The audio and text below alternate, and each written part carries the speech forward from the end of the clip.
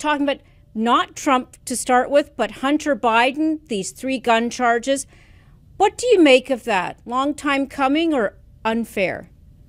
Well, both. I predicted it. As soon as the deal fell apart, I knew that there'd be pressure to indict him on gun charges. That has happened. Is it unfair? It is unfair. People generally don't get indicted for these gun charges. Normally, they're put into diversion programs or not even accused at all.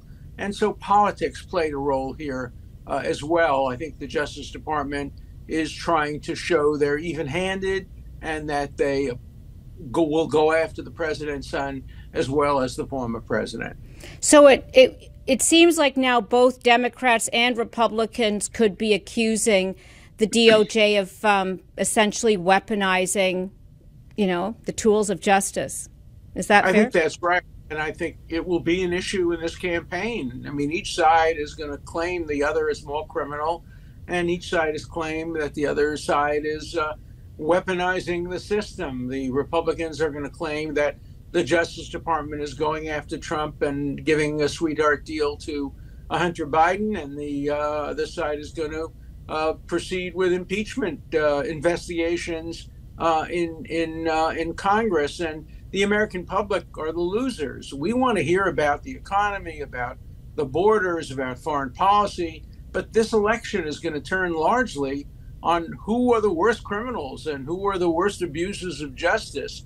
That's not something that will make life for Americans any better. And it certainly is raising more questions as to whether it'll be a, Biden-Trump ticket in 2024 in the first place. Let me, before we get on to that, what impact do you think these charges will have on President Biden, who's already facing, as you mentioned, an impeachment inquiry?